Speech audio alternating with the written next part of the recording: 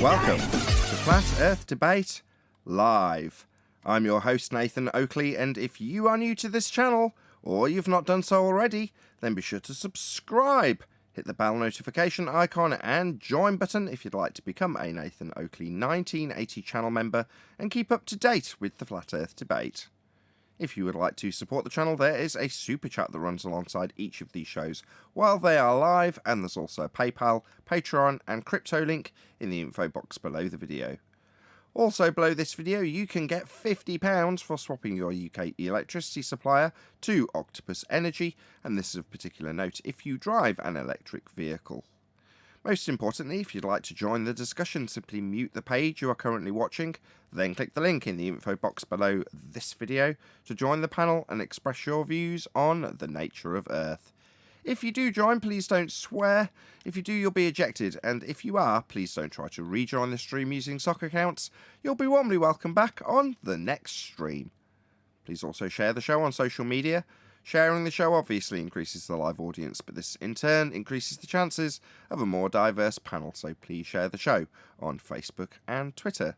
Now we are joined by Chocolate Saying, Neil, 10th Man, what else we got? Eli, and a whole bunch of people in Discord, so welcome one and all. Hello, hello. Excited bunch today. We're excited. Good morning.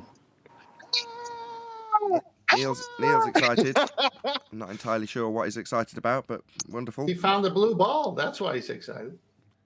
That's excellent. What is that noise? Is that something in your background? Can you sort that out? No, that was remember that guy that from the most what was that, the clips for the most outrageous outbursts, and the guy was just like, hey. Anyway, never mind. Well, so Bell had that in chat yesterday when he answered the 3 questions that QE put out. His last one when he said no, then he said no.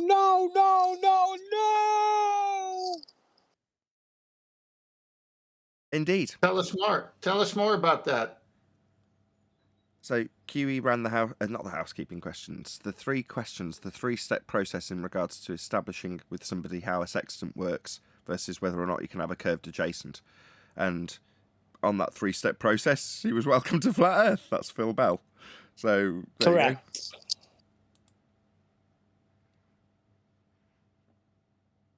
He was in chat, of course. He didn't come on. He was in chat, skanking away. And then Adam, QE said, Adam, give him the 3 questions. And Adam built it up like, you know, who wants to be a millionaire type thing, like you do, Nathan. He did a good job. Outstanding. You know, it's actually sad that even when he was presented with this information that he answered for himself, he was still denying it. Of course. Cognitive dissonance is a prerequisite of being an anti-flat earther. Hello. Hello, Arwin. Can we get a hello from Discord? Hey, Nathan. Hello. Good morning. Hello. Good to have you all. Can see your smiling faces. I'd ask you a housekeeping question. Any evidence of a physical geometric sphere-edge horizon formerly known as the curve of the Earth?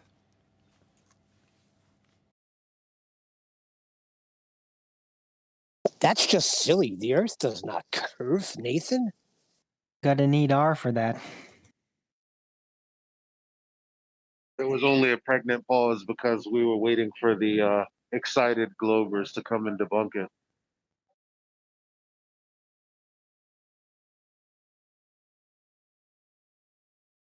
They've been debunking that crap. They themselves told us you can't see the geometric horizon.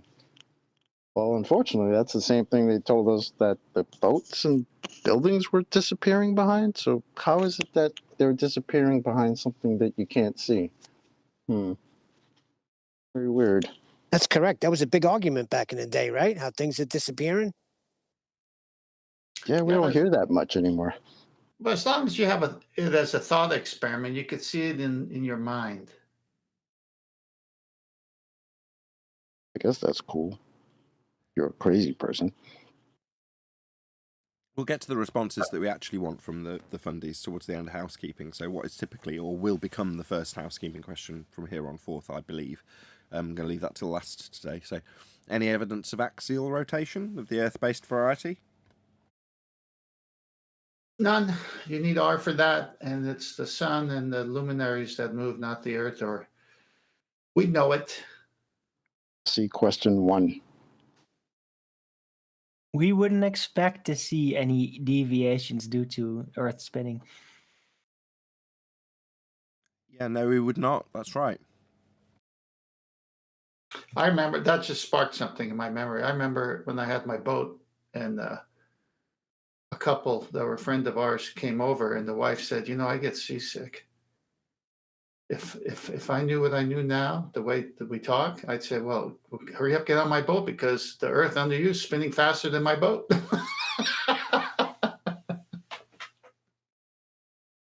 Oh gosh, it would have been fun. Any evidence of the distance to the sun? No, it's just a light in the sky. You can need R for that as well. That gives me, something. I just thought of something. How does that happen when people get motion sickness? If the Earth was spinning, we'd all be immune to any type of motion sickness, wouldn't we? Talking about the sun. That's an What is it? earful. Go on. No, I said that's an earful. I We're know. I asking was about- thinking about the housekeeping question before. Okay, so we're asking about the sun. I only need to know 2 things. What is it, and how can I worship it? You have to be a glober to do that. Nobody knows what the sun is. End of story. Any scientific evidence of gravity?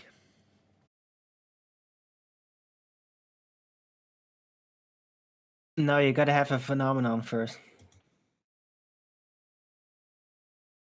What do you mean? Things fall down. That's what they'll tell you. Hold this helium balloon for me. Do they just fall down, or is that like a distraction to just concentrate on the things that fall down? Well, technically, I'm looking at a leaf, and it has just fallen off a tree as I'm Oh, walking shit. my dog. That's what's up. Does that mean everything then therefore falls down? Gas It's excluded. Well, while that leaf was falling down, did you have gas around it going in all directions? No. Gas is excluded. Excluding gas and how gas behaves as far as moving at high Neil, speeds in all vectors. They don't Neil. count that. Neil, got Yes. a question. Got a question for you. First of all, how did the leaf get up there on the branch? Second question: what if the leaf never would have gotten up on the branch? It was just going to be part of relative density and this equilibrium. Would it just be on the ground all the time? Or would Lily it fall pad. ever? Lily pad. Yeah, lily pad. Would it fall? No, a lily pad floats, and frogs, they jump on them things. Okay. Wait a minute. Okay. Answer to question 1. So your first question. Do you want to ask it again, or do you want me to just answer? Well, how did they get up there on the branch in the first place? Well, unfortunately for Neil's kind of anti-flat Earth devil's advocate rebuttal, which is to say, excluding gas, although there was a definite processing of gas by the plant in order to grow upwards. In defiance of a down go boom boom, if things are generally going down, no. The leaf was forced upwards, if you want to look at it in that way. The tree had to grow up from the ground in order for the leaf to be in disequilibrium, involving quite a lot of energy. Who's making that bloody noise? It's got to be Eli. No, it's Neil. No, I just take my hand off mute just now. So what I'm going to say is, Middle of my the sentence. tree grew up. The tree grew up because rain came down and watered that tree, Nathan. What are you going to say about that? Well, the water didn't just come down. It started on the ground and then turned into gas for it to go into the clouds to then come down. So that was a cycle, but it involved stuff going up as much as down. Haha. Oh, shoot. What are you going to do? Also, my friend posted on her Instagram, and she said my afro is defying gravity, and I was like, yeah, that's funny.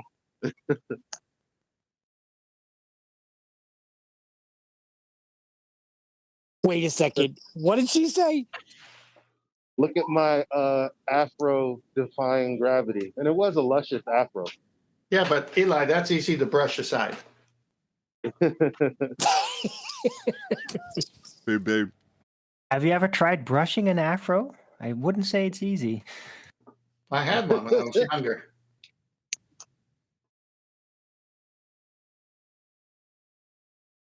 Okay, can we move on from afros?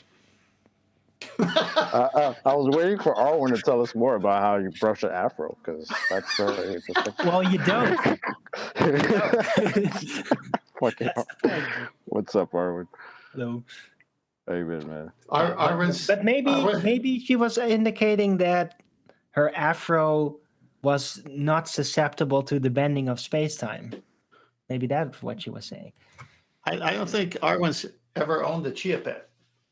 Look, only we can talk about this, Arwen. You don't have a say. My dad had an afro once. Really? Yeah. He has very different hair from me and my mother. And did you spend much time combing your dad's hair there, Arwen? No. No, I wasn't born yet, but I have the photographs, though. That's excellent. Thank you. Okay, can we move on? Any single viable hypothesis from any of the fields of astronomy, cosmology, or astrophysics? I'm still dying about that. That's a great comeback, Nathan.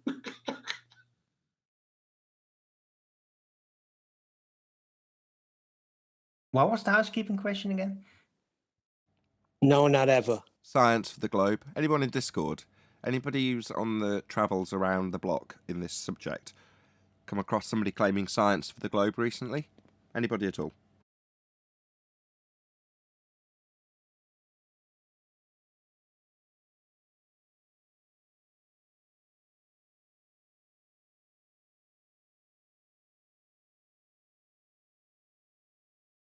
Sorry, no.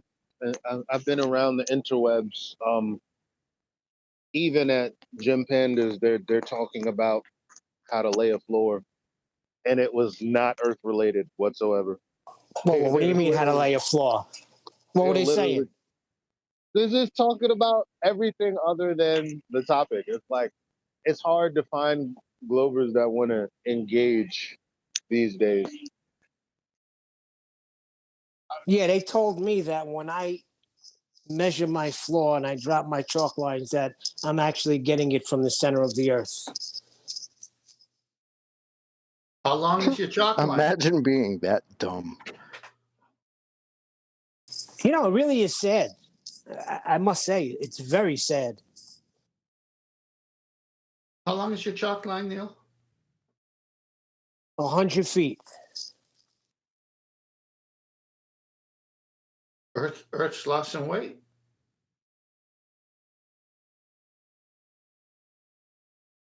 Any evidence of a self-perpetuating molten iron core at the centre of a presupposed spherical Earth, Neil? That's a negative. Has anybody figured out yet when that claim even started popping up in the books?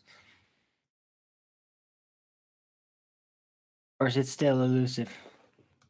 I haven't gone out of my way to research when molten iron core came into existence, I'll be honest, Darwin. I think it started when the afros started coming into vogue.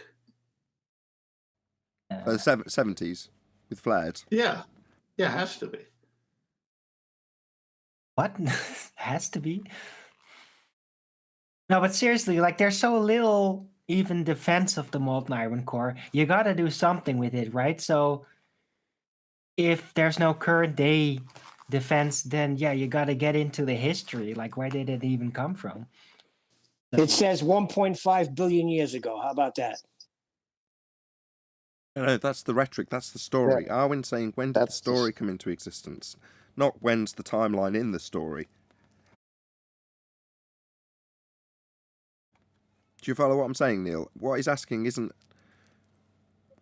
65 billion years ago. I understand. I'm looking for it. That is the first thing I came up. I'm looking to see when the narrative started. Well, the first reference that there even is like a something down there in some sort of historical reference would be Jules Verne. It's like the first confrontation that there's even something there, although he suggested it was hollow and with dinosaurs. 1936. What? 1936 it started. Where are you getting that data? Yeah, where are you getting that? Don't just throw it out there.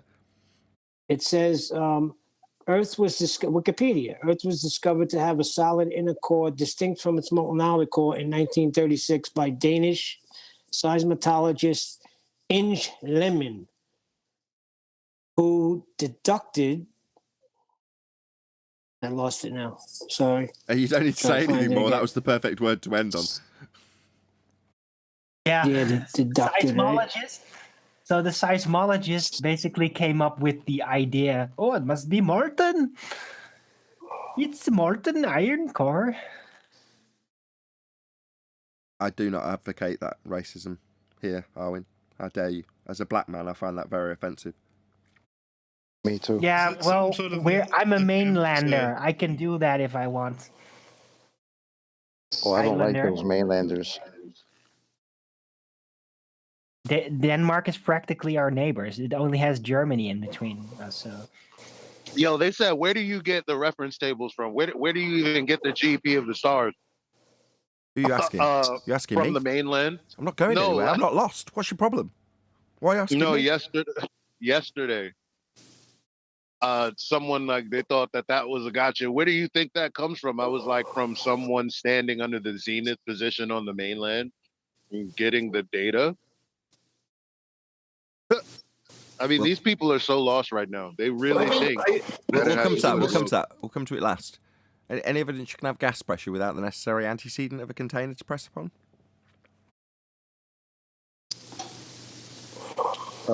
2 containers? That container 0? Thank you, hillbilly blue balls. that's container 0. What? Thank you for calling him by his proper What is name, that? Nathan. What do you mean? What is that?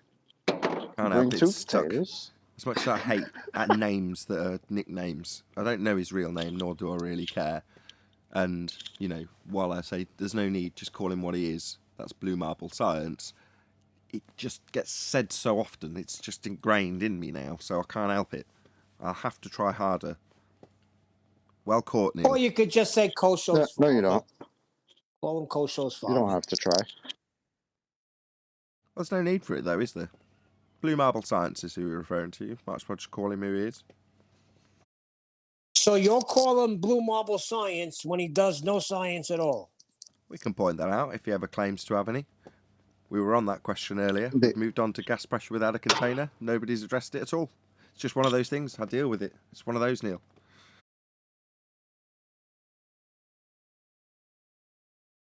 The funny part was having someone reference that video as proof.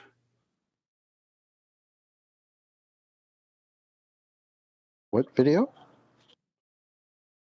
You remember Mr. Danny Faulkner referenced that video? Oh, right. Oh, that's right. That was Oh my God, the beauty yes. of... Oh, so sweet. So he's on a radio show doing an interview talking about these stupid flat earthers. That they're just like wiki parrots. They're just like Google whores. They go to Google, do one quick search, think they know everything. Bloody idiots. If they'd have come to me, they'd know it's not a flat earth, says Dr. Danny Faulkner. Well, he gets approached by Nathan Thompson because he turned up at one of the flat earth conferences. Good for him.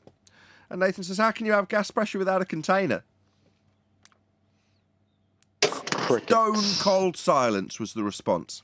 So what does he do, this guy who went on radio and told people how stupid we were for doing a cursory Google search? Well, he went and did a cursory Google search, didn't he?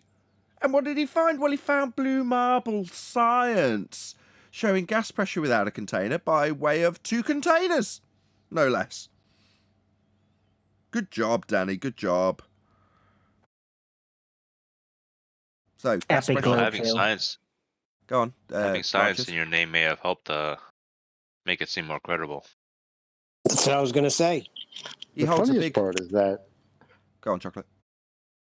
I was going to say the funniest part of that name is that blue marble science, which is funny because the guy who created, quote unquote, the blue marble said it was Photoshop because it has to be. And you take that and just attach the word science to it, and all of a sudden you got science for your blue marble that was created in Photoshop based off flat maps, like the guy directly said, that works for NASA. I mean, this is a joke. So sad. What his title of his channel, that's Blue Marble Science, does with that title is hold a mirror up to the magic trick that's used when people claim science. Now, we ask on a daily basis, is there any evidence from any of the fields of astronomy, cosmology or astrophysics? That would be to ask for science. As I say, there isn't any. But if you just say that word, it makes you seem more credible to an unsuspecting audience. And that's all he's doing. He's utilising a magic trick. A bit like calling yourself Professor when your name's just Dave. If you say you're Professor Dave, people will think you're more credible. Why? Well, because you're going to be a man of science, aren't you? And what's a man of science? Well, a reification of the scientific method that gives people the authority to tell you, with words and stories, what they think is true, as opposed to the empirical method of science, which validates cause and effect relationships by way of systematic experimentation based on hypothesis. Now, they're not doing any of that. Blue Marble Science? What science? You're right, he hasn't got any. But that's why we ask daily for it, to highlight that fact. Where's his science? There isn't any. When they try and show an apparatus, it's never going to be based on an observed phenomena. It's going to be based on an idea or a reification of some claim to be phenomena that doesn't really exist. And then they conjure it within the apparatus. They do it all the time. They haven't got any actual science. They haven't got any phenomena that's backed by a hypothesis with a presumed cause of that phenomena that's going to go forth to be varied, manipulated to see if it actually causes it. That would be an experiment. They're not doing any of that. But they'll use the word experiment often. They'll use the word science all the time. Do you think if they had any of that to actually present, that they wouldn't be saying other things like, I don't know, science doesn't prove things? Because we used to get called science deniers because we denied all the science that we were supposedly being shown for the globe. But then it's weird because then when we asked for the actual science, all of a sudden, years later, now we're told science doesn't prove things. Yeah, they're science deniers, that's right. Basically, as a flat earther, I do more shows on science than any other topic. It's the most covered specialist subject that we do. This week on Ballbusters, on Saturday, we will be covering science with citations. So that's what we'll be doing. Meanwhile, our opponents, that would be the anti-flat earthers, they tell us science doesn't prove anything, when it has empiricism built within. That's its only purpose, to prove things. But they tell us, oh, no, it doesn't prove anything. Why? Because we're asking them for globe proof with science, and they haven't got any. So suddenly, science doesn't prove anything, according to our opponents. Yeah, it absolutely does. It's an empirical method of establishing cause. See, and for me, the worst part is like cornballs that come here in the trenches, like, you know, Planet Walk and Rumpus and all these idiots, right? Them saying that, that's one thing, right? But then when you got somebody like Vsauce, Mr. Michael over there, who's got a whole channel dedicated to science and the globe and how science works on the globe, when he actually comes out and says that science doesn't prove things, after saying that it's a 3D spherical ball, but we don't know that because science doesn't prove things. To me, that's so devastating.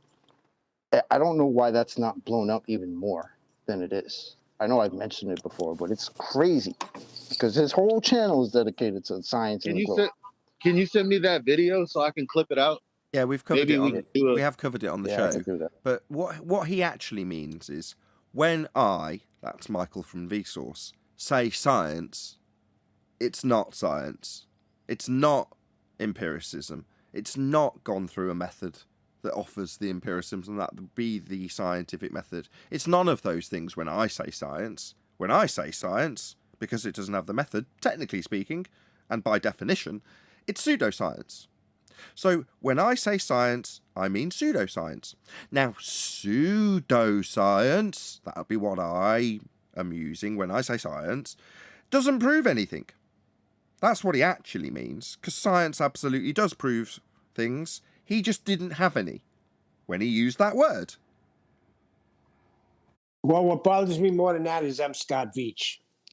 He says that was the beginning, but science has advanced beyond that little scientific method and those steps that you take. No, we have a deeper science now. So it advanced from proving things to not proving things. Yeah, advanced from proving That- things to just Correct. say stories, and obviously having a limitation of being capable of validation through hypothesis. That's a dusty old method that doesn't allow you to embellish anything with stories. So it's evolved beyond the dusty old empiricism. It's evolved into not proving things. But then when you tell them that it is the scientific method, they say, oh, you're just a QE and Nathan Oakley Muppet. You just repeat after them. I'm not sure. My teacher in elementary school was teaching me science. I met him a lot longer than while before I met QE. So unless QE was my teacher in elementary school, I don't know where they got that from. Chocolate. Remember that book that that your girlfriend's kid was going through? Remember that book from school? What was that all about? Yeah, her textbook. Yeah. That was her textbook telling her, yeah, when you look out your window, you don't see anything like a globe. But we created a globe based on observation. And that 9-year-old girl can pick out that irony and call out the fallaciousness of that is just beautiful. Any evidence of the R value? That would be Earth radius. You remember those tests we used to have, and the lessons that we used to have on context clues? This seems to be the single most greatest thing that the ballers are lacking right now. Context clues, man. Like, get a grip. No And the evidence dude of the tried R value. yesterday. Oh, you asked the question. I'm sorry. No evidence. For what, Eli? No evidence for what? Come on, Eli. No evidence for the R value to Nah, tell you me were that you're listening. getting an elevation angle from the equatorial plane. Ah, we're not there yet. I'll ask it. No, You know that's I'm meaning. it's the last on the list because it's the one that's going to generate the most discussion, obviously, which is fair enough. That's why I've saved it till last today, so we actually can get through all the housekeeping questions, which we have actually now done. In any event, I want to say a big thank you to everyone who shared the show. So we've got 115 people watching at this stage, which is more than normal at this stage. It's normally bordering on 100, but good. Obviously, a few more people have smashed the share button, as I've done a plug each day this week for people to do exactly that. So if you haven't smashed the share button already, please do so. That's the only reason we've got over 100 people watching currently. So please share the show. Smash that share button. It's dead easy. Share the show on Facebook and Twitter. Let them know. Flat Earth Debate is on. It's live right now. Unless you're watching this after the fact on an uncut and after show, in which case we're not live right now, but let them know anyway. And if you haven't got a share button or you can't connect to Facebook or Twitter, then open a window and shout out of it to your neighbours. Flat Earth Debate's on. What are you doing? So please share the show. Any evidence you can have a curved adjacent whilst acquiring an elevation angle? No, and the ballers don't even propose that they try. Except for Matthew Learns, that man again. He is trying to figure out how to do the calculations of the difference between a curved adjacent and a straight line. Or you could switch the burden of proof and ask us how we do it. Well, like Blue Marble did. You can't have a curved adjacent. Teardrops. The word angle fucks that whole question up for me because I don't know. From what I remember, you need straight lines for an angle. So So can't work on a globe. yeah. That's the end of the globe. It can't work. They need a flat. They you need a flat plane to make any claim in this regard. As soon as they measure any angle ever, flat plane required. It's the starting point. Could I make a suggestion for a type of another housekeeping question? But it doesn't have to be a housekeeping question. Just kind of a question we could ask. I'd say the same to you as I did to QE. You need to speak to Dirth. Yeah, well, I don't have a direct line to Dirt, so. Well, then no. Well, how you getting paid hold then? on. You can speak to Dirt. Dirt is just in 24/7. That's how. He was just in here. What am I talking about? What? He's in conference with Megatron at the moment, so you might not catch him immediately if you're trying to get hold of him. Yeah. Well, maybe you might pass it along, Nathan. I know you were good to me yesterday where you played Blue Marble's video. So maybe you might pass it along. So it could be said in a couple of different ways. The way I've been saying it is what is the origin and proof of the nautical mile? Sorry, what is the origin and purpose of the nautical mile? But you could also ask, is there any evidence that the nautical mile is proof of a globe? Or you could ask, is there any evidence that the nautical mile is not proof of a flat plane? There is no proof that it's going to. It's a good question. There's no proof of a globe because it's all going to be working on grid systems, isn't it? Well, I mean, the nautical mile is minutes of degrees, so it's just a straight line measurement along the sky that's then transferred as a straight horizontal onto the surface of the Earth. Right, parallel. Yeah. Yeah, so this can't work on a globe. As soon as you establish what a nautical mile is, that's it. Game over globe. It's parallel to the surface. The angle measurement in the sky is going to run parallel with the surface, not a curved adjacent. You can't have a curved adjacent, Brian. What are you doing? Yeah, exactly. I mean, it's a straight line measurement along the sky that makes a parallel with the plane of the Earth underneath. So that'll be a stone cold flat Earth proof right there, then, Brian. That's what I would say. I would say so. So, anybody disagree? I concur. You're damn straight you don't disagree, right, Fundies? And you've got nothing. There's no word on the grapevine. There's literally nothing to combat this. All you've got is people like Blue and Bob drawing out spheres underneath flat baselines. Well, you know how I was talking about those context clues, like, for instance, if we have air to breathe, then one would stand to reason that you would need some type of containment. Well, I mean, come on, everyone else that's not a glober. I understand a lot of us, we're dome believers. But the bottom line is, if you can't have a curved adjacent and there's a parallel with the sky and the ground, then it stands to reason that can't be curved up there. So come on, get with the program.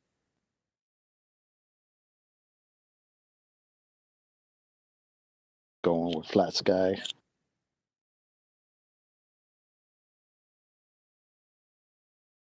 Alrighty then.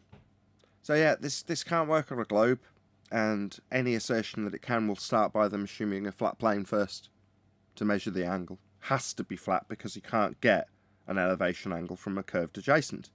Therefore, to measure an angle, which will be two straight lines, the baseline will be flat. There's no way around it. That's what they've got to do. That's what it says in all the manuals. Every manual referenced in this regard have all been globe reference. All of them, without exception. There are no flat earth sextant manuals, so every time you challenge anything that we cite, it's all based on the Fundy writing it, thinking it's on a sphere. And whenever it comes up in the awkward way it does, you end up with stupid diagrams that have got triangles teeter-tottering on top of spheres. Because what they actually need is a straight flat baseline, 90 degree to the position below the star. So that's what you're doing. In every single example that details how this is done, it describes having the elevation angle. That flat baseline that you all must assume regardless of what side of the argument you're on. Earth must be flat for this to work. Hey, could I give an update on something I asked Rob Durham to do for me? Sure. I asked Rob, would he see how the Gleason's map would work with drawing circles onto it and then trying to turn it into the sphere, wrap it around the sphere. And he has to come back to me again with it. But what he said to me initially is he has to put it to some of the forums, some of the people he knows, because he said he can't get it to wrap around the globe. I said, excellent. Because not that it's a flat, I'm claiming it as a flat out map, but that means it's not a projection of a globe. Indeed. I mean, it's a fascinating point that he's made. But by the same token, it is kind of an interesting folly. Because why would you need to do this? Why would you need to transpose it back onto the spherical surface? Well, while Rob's point's perfectly valid, it must work and doesn't. Well, is it ever done? Is it ever useful? Is it ever part of the process? No, no, and no. So why would we need to do this? We're doing it on a grid system. We're doing it on a flat plane. Oh, I just came back in on that point. Yes, brilliant. Yes, because I was kind of unnerved with all the times that I've asked about this topic, because this is one of my most ignorant the subjects that I'm most ignorant on, maps. And I said, yo, I asked Nathan like 3 times, why can't we use like flat maps? I know that you can't use it to reify what the ground and the lay of the land is, but you said it often it's a globe projection.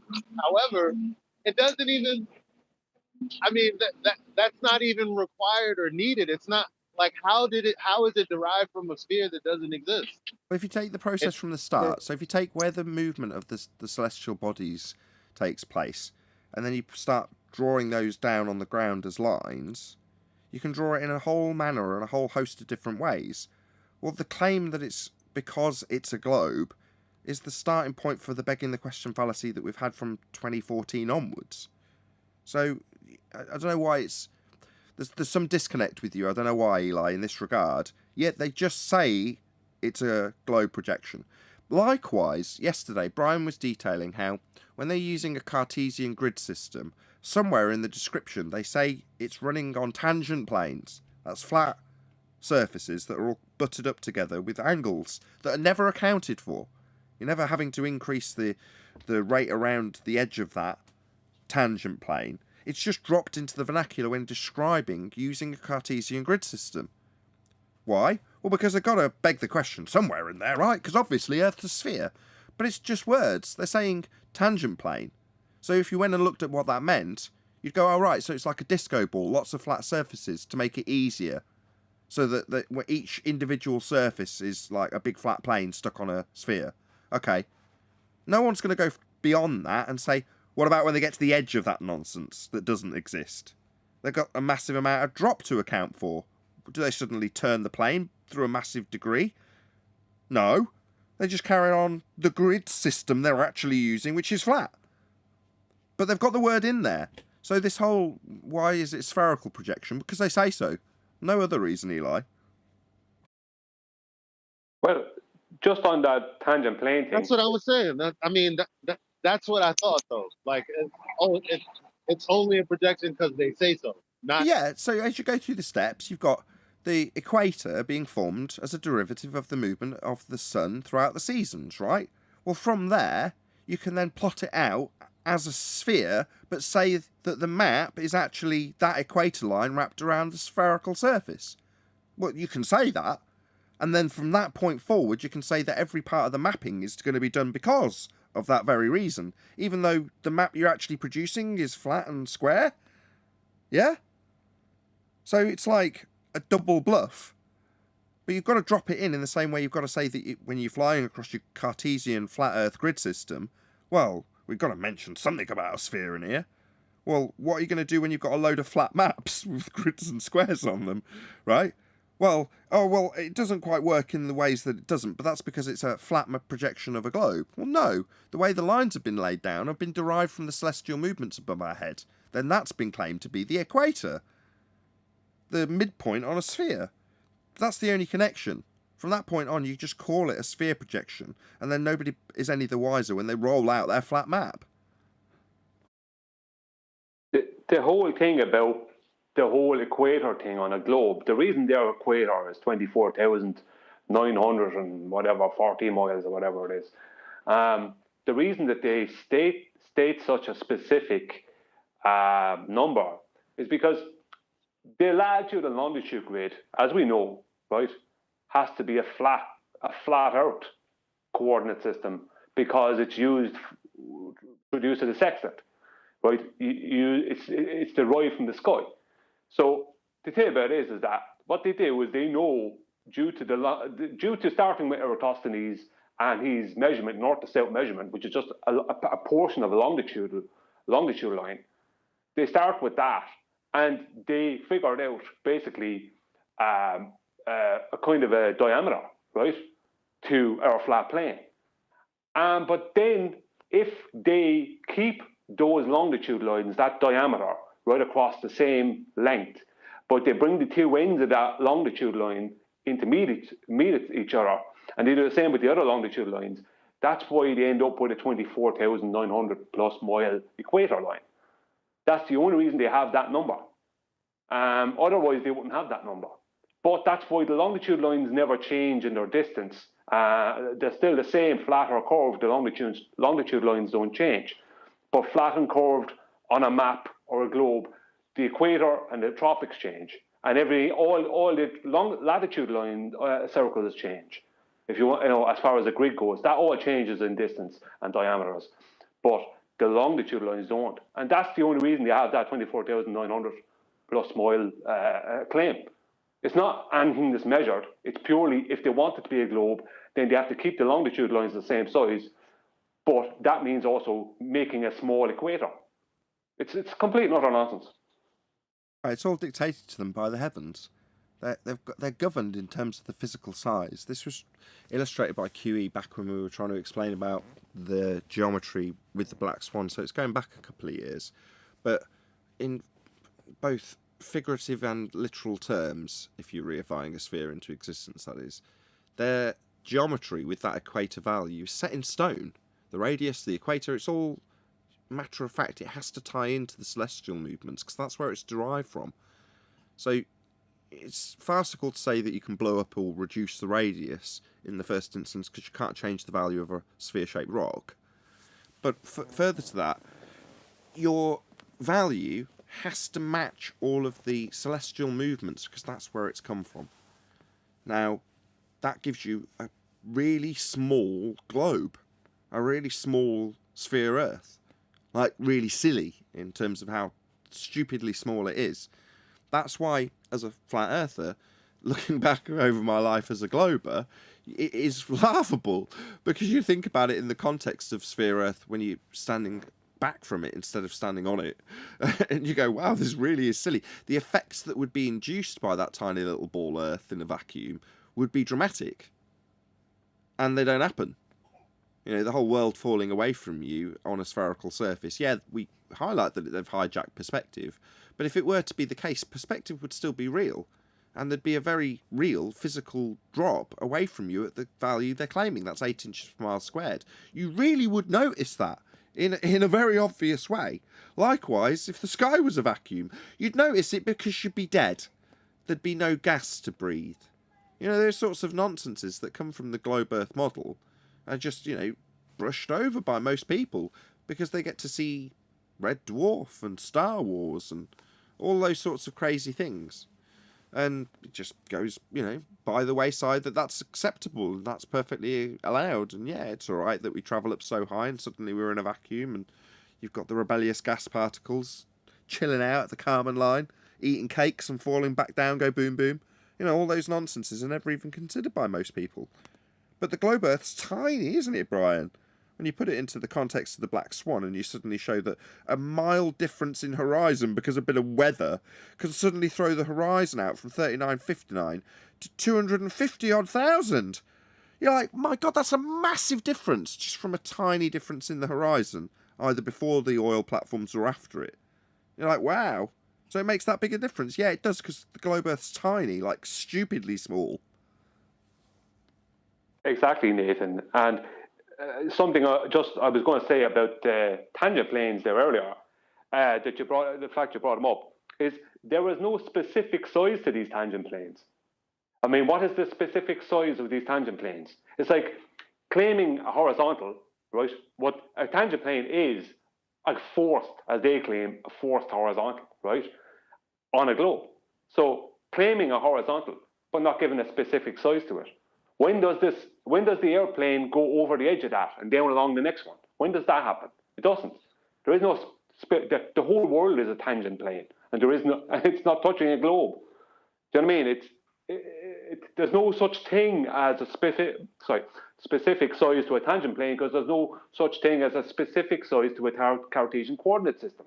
Because every square, whether it be a square 2-dimensional or cube 3-dimensional, can be broken into 4. Each one of those 4 can be broken into another 4. And it's like Russian dolls. You can get smaller and smaller and smaller and smaller. Or it can get bigger and bigger and bigger and bigger. So one square or cube, that makes up a Cartesian, whether it be square or whether it be rectangle, making up a Cartesian coordinate system, can make up another 4. You can just add 3 more to it. Do you know what I mean? There's no specific size. So their tangent planes never have a specific size. You know, they don't have, like, this is exactly 8 miles square, or like that. They don't have anything like that. So how big's your tangent plane? Well, how big's the journey? Well, how much area are we triangulating with? Well, that's the size of today's tangent plane. Whatever size flat disk we need to sit on top of a sphere for whatever reason, so long as it's sat on top of a sphere, and we see it in their diagrams. Giant, great big, massive lines with a tiny little ball underneath them. And you're like, yeah, the expanse that you could be triangulating over in your forced horizontal. It's been a few times I've heard that phrase. Yeah, they like to do that, don't they? Take their most devastating defeats and turn them into a claim. Well, yeah, we've got a forced horizontal in that scenario. Yeah, listen to the words your opponent's saying. Forced to be a flat earth, you say? Yeah, we're highlighting that daily now. It's the first housekeeping question we're going to be asking going forward, isn't it? Forced horizontal? You mean you've got to have it flat first? Yeah, we know. Yeah, welcome to flat earth. Yeah, they're forced into an horizontal. Sorry, Dan, go on. No problem. Let me comment on the process here. So when the navigator holds a sextant and shoots a star and gets an angle, obviously the star is quite a distance away. Maybe the angle says, say, 50 degrees. Well, that GP of the stars is the center point of the circle of equal altitude. But when it comes down to actually navigating with that information, they go to their map, which is longitude, latitude lines, Mercator, and they say where, let's say you did 2 or 3 stars, you got the crossing, so you got your fix. So you're somewhere here because you know where that star is. And on that grid system on the map, you just work it back to where you are by the angle. You say, well, if the longitude, latitude of the GP of the star is here, and my angle to it from where I am is this, and go through the process, you know exactly where you are on the map at a longitude, latitude crossing. So what do? Do you have a big enough map on the boat? No, you go to a flat map. And they say, you know where that crossing is, where the 2 or 3 circle of equal altitudes cross? You could treat them as straight lines because they're so big and the distance is so far. So they're back to that tangent plane map. It's just a flat map with longitude lines, latitude lines as a grid system. The problem is the whole Earth is that way, but they got it wrapped around the sphere, which it doesn't work because you can't work a section with a curved adjacent. It's just that simple. We say they've got to wrap it round a sphere. Well, no, they haven't. They've got to measure it flat. Forced horizontal. Yeah, they've got a flat baseline, same as we have. So when you say they've got to wrap it round a sphere, no, they've first got to measure an angle. And that's going to require a flat baseline. That's going to require a flat earth. Forced horizontal? This is a thing now? Forced? Yes. Why are they... You know what, man?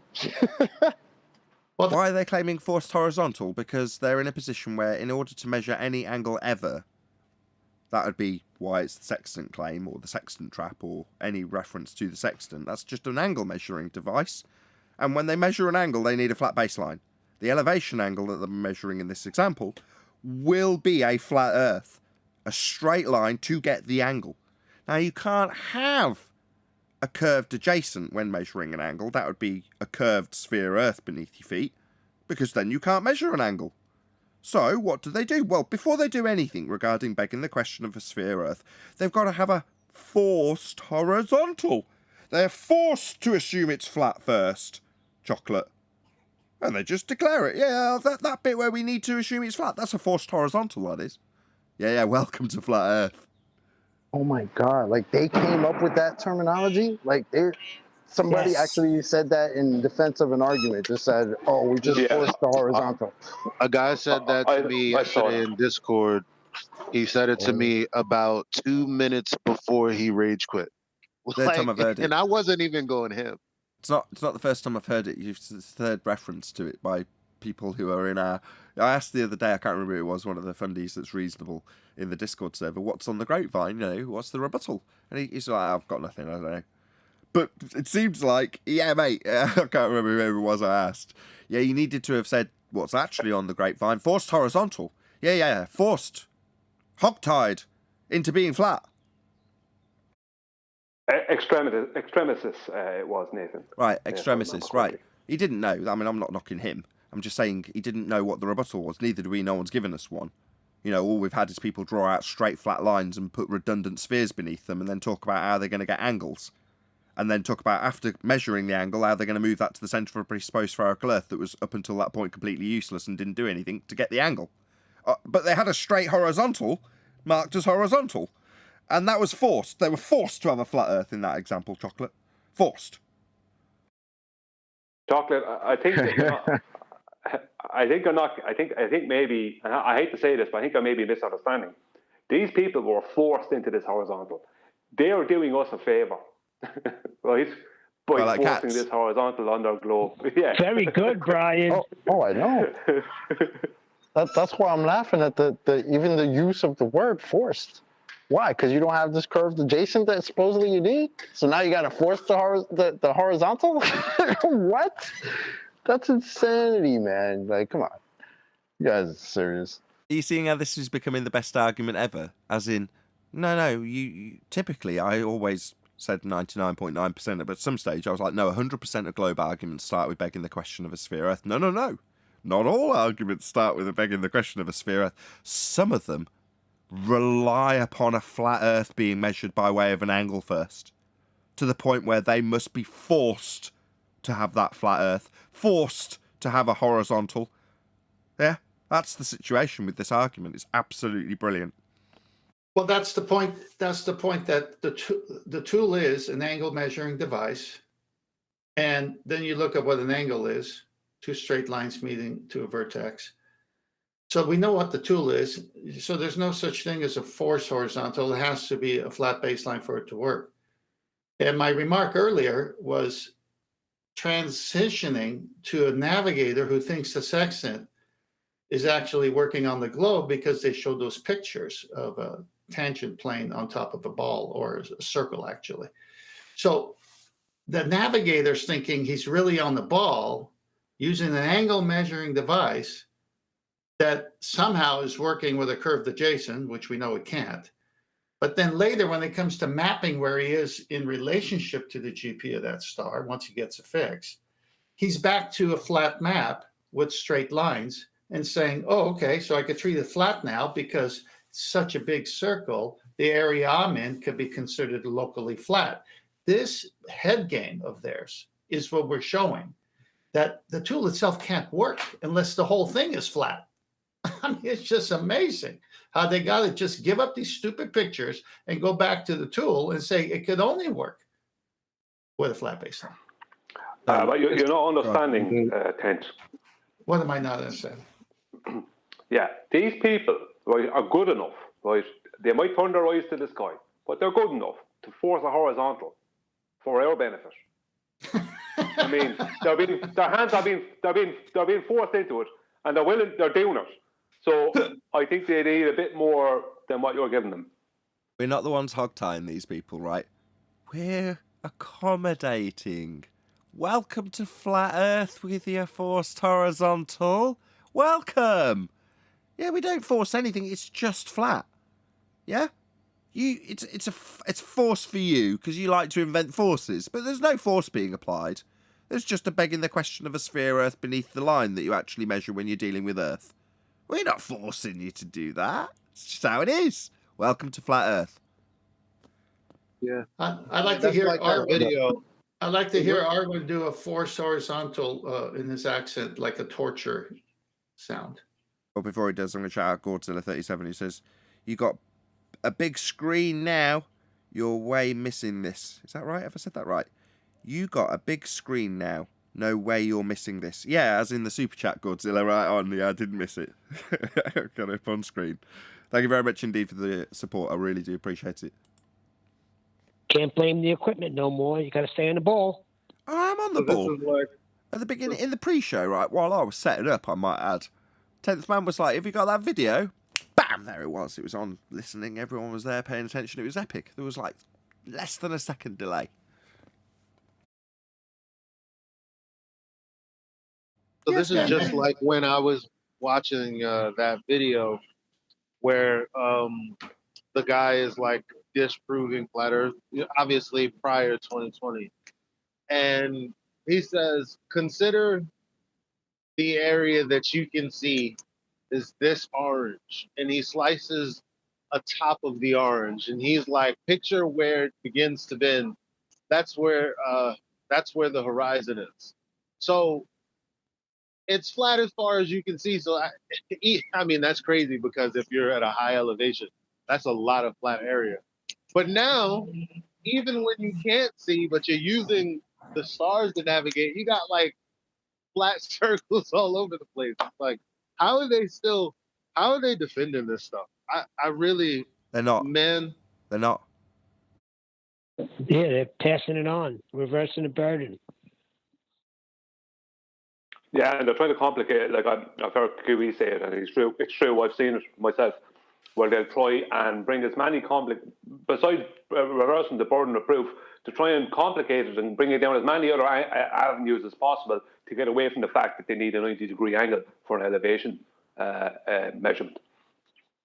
You're correct, That's what they're doing. because Phil Bell tried that yesterday after the 3 devastating questions he answered correctly. Then he tried to come in with a whole bunch of mumbo jumbo. Q was like, "I'm not interested in all of that."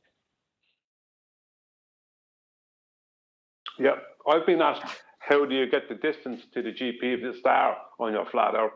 I've been asked that several times, or maybe more than some, maybe a load of times. I just ignore it. What's there to answer? How do you do it without a flat Earth? Can't.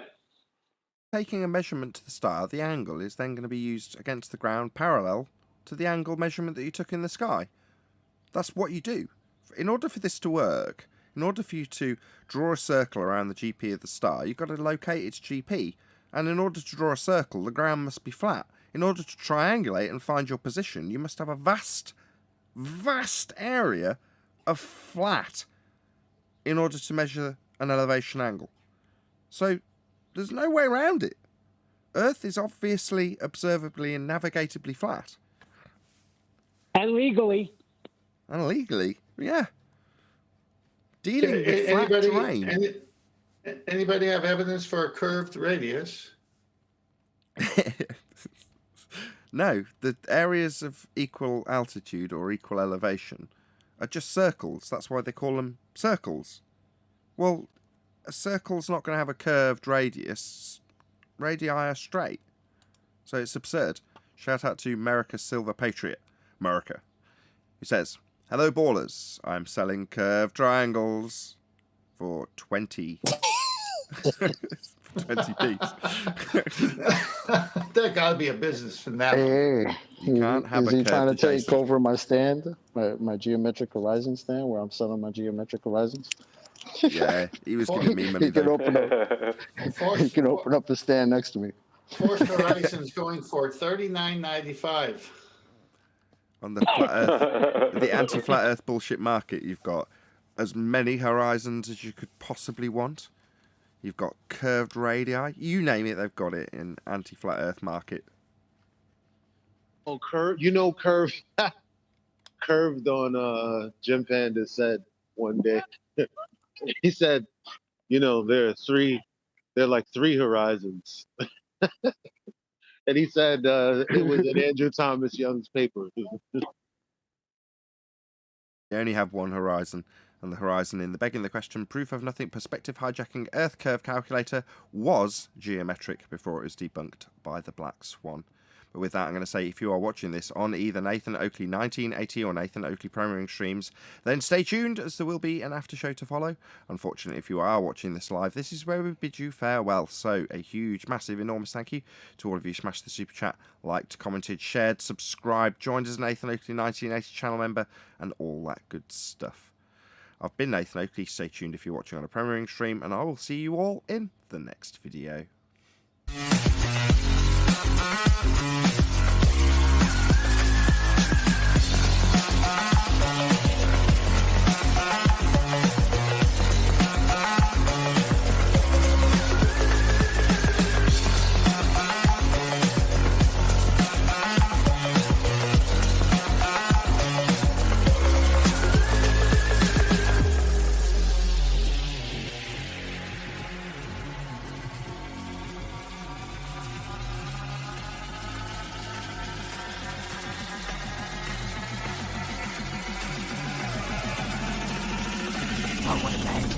What a lovely day!